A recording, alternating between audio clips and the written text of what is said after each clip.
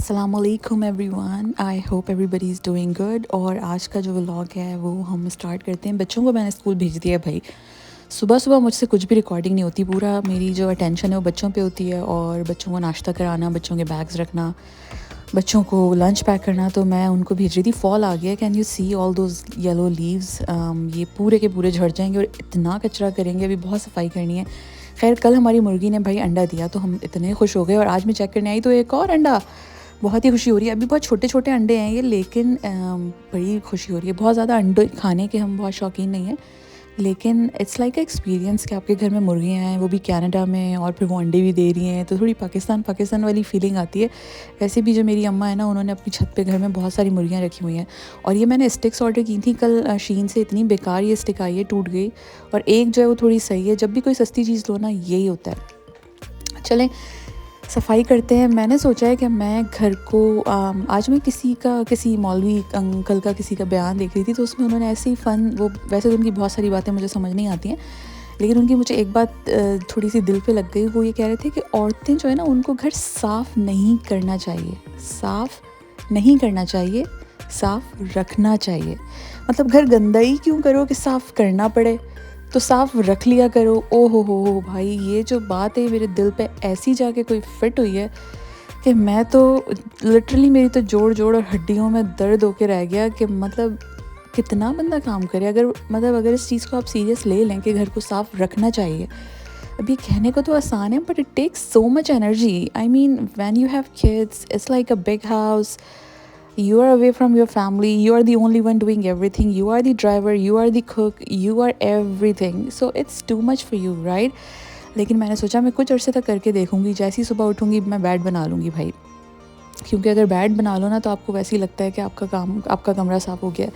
तो ये मेरी हैबिट वैसे काफ़ी दिन से बनी हुई है। मैं सुबह उठते ही जो है ना वो बेड बनाती हूँ सबसे पहले, और उससे मुझे ये लगता है कि कमरा साफ़ हो गया है, ताकि थोड़ी अच्छी अच्छी लुक आती है। और एक और भी चीज़ ये कि जब मैं घर से काम करती हूँ जिन दिनों में, उन दिनों में मैं कपड़े जो है ना, अगर मैं नाइट ड्रेस के अंदर ही काम कर रही हूँ तो फिर मेरा दिन बहुत ही बुरा गुजरता है। इसीलिए मैंने सोचा है कि मैं सुबह सुबह उठ के चेंज करूँगी कपड़े अच्छे, ताकि वो जो तैयार होके आप रहते हैं ना, तो एक अच्छी सी फीलिंग आती है। वो नाइट ड्रेस में वो अजीब पीजेज़ में आप घूम रहे होते हैं घर में, और अजीब जो है ना आपका गंदा सा हुलिया हो रहा होता है। तो मैं सोचा कि मैं सुबह उठते ही चेंज करूँगी सबसे पहले, और उसके बाद जो है वो मैं नीचे जाऊँगी अपने बेडरूम से। खैर मैंने अपना बेड जो है वो सेट कर लिया है। और बेड जो है ना वो मुझे सेट करने में सबसे ज़्यादा टाइम लगता है, लेकिन खैर मैंने अपना सारा टाइम यहाँ लगा दिया है आज कमरे के अंदर। मैंने पूरे घर की बहुत अच्छी सी सफाई की है, ठीक है। और आजकल मैं बस एक बात सोच रही थी कि जो मेरे कपड़े हैं ना वो जैसे ही थोड़े से मुझे लगता है ज़्यादा होने लगे हैं, मैं फ़ौरन ही जो है ना उनको निकाल के, यहाँ पे एक चैरिटी सेंटर है गुडविल, वहाँ दे देती हूँ। तो उससे मुझे ये लगता है कि मेरे कपड़े जो है ना थोड़ा बैलेंस रहते हैं। वरना कपड़ों की कोई हद नहीं है, आप नए ख़रीदते जाएं और पुराने जो है ना वो भरते रहते हैं अलमारी में, और वो सालों भरे रहते हैं। तो मेरा एक अब मैंने मेथड ये जो है ना अपना लिया है, वो जो मैरी कॉन्डो करके कुछ नेटफ्लिक्स पे सीरीज़ पड़ी हुई है, वो ये कहती है कि भाई जो चीज़ आप 3 महीने से यूज़ नहीं कर रहे, इसका मतलब है वो 3 साल भी यूज़ नहीं करेंगे, तो मत उसको पूरा संभालने से बेहतर है उसको फेंक दें। तो मैं अपने सारे कपड़े फेंक रही हूँ आजकल, और कुछ ही मैंने रखे हैं अलमारी में। ये जो सोफ़ा है मुझे इतना बुरा लग रहा है, ये सोफ़ा हमने फेंकना है, लेकिन आज कुछ अर्से पहले मेरे अम्मा अब्बा आए हुए थे। अच्छा, इससे पहले मैं कुछ बोलूँ, ये मेरी जो डिज़ाइनर कलेक्शन है ना, ये मुझे इसके लिए कोई अच्छी जगह चाहिए। खैर मेरा बेडरूम साफ़ हो गया है, सोफ़ा मुझे फेंकना है बिल्कुल नहीं समझ आ रहा, लेकिन अभी नया लेने का टाइम नहीं है और अभी मौका भी नहीं मिला है। वेकेशन पे थे। ये मेरा गेस्ट रूम है, ये भी साफ़ सुथरा हो गया है। पूरा घर देखे मैंने साफ़ सुथरा टिप टॉप कर दिया है। तो खैर ये मेरा स्प्रे नीचे गिरा हुआ था, पिलो स्प्रे। ये अच्छा रहता है, थोड़ी सी यूकलिप्टस की इसमें स्मेल है, और घर जो है ना खुशबू रहती है पूरे बेड पे, तो ये मैं यूज़ कर लेती हूँ।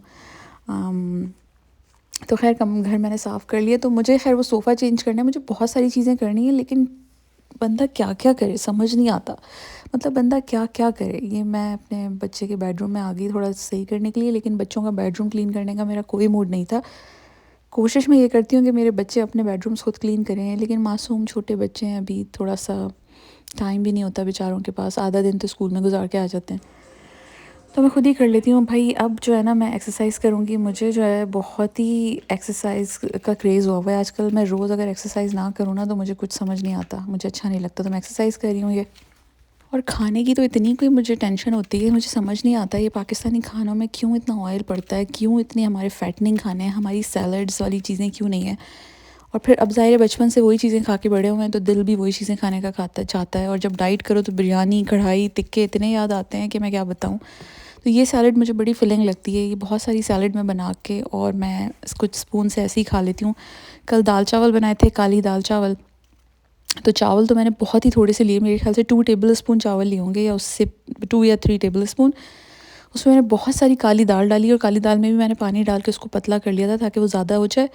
और फिर मैंने ये बनाई सैलड, इसमें बिल्कुल फ्रेश अनियन और खीरा और टमेटोज़, लेमन, और घर में हरा धनिया अम्मी आई थी, अभी पाकिस्तान अम्मी कनाडा आई हुई थी तो वो हरे धनिया के बीज डाल के चली गई थी, तो वो फूडिया धनिया, तो थोड़ा सा हरा धनिया मैं बाहर से तोड़ के लाई और मैंने पूरी जो है ना मज़ेदार सी सैलड बना ली, जो कि दाल चावल के साथ बहुत ही मज़े की लगती है। तो खैर आज का मेरा लंच था और आज का व्लॉग बस मैं यहीं ख़त्म करूँगी, और हम जा रहे हैं वेकेशन पे, अगेन मिनी वेकेशन। तो अगर आप लोगों को फॉलो करना है मेरी वेकेशन मेरे साथ, तो मुझे फॉलो करते रहें मेरी स्टोरीज़ को। मुझे इंस्टाग्राम पे भी फॉलो कर सकते हैं, वहाँ मैं छोटी छोटी रील्स बना के डालती हूँ मज़े मज़े की, और मेरे फेसबुक को भी आप फॉलो कर सकते हैं। और ये मेरी सैलड बन गई और दाल चावल भी रेडी हैं, और I can wait to eat, I am so hungry, I am so hungry. I will see you guys again later, अल्लाह हाफ़िज़।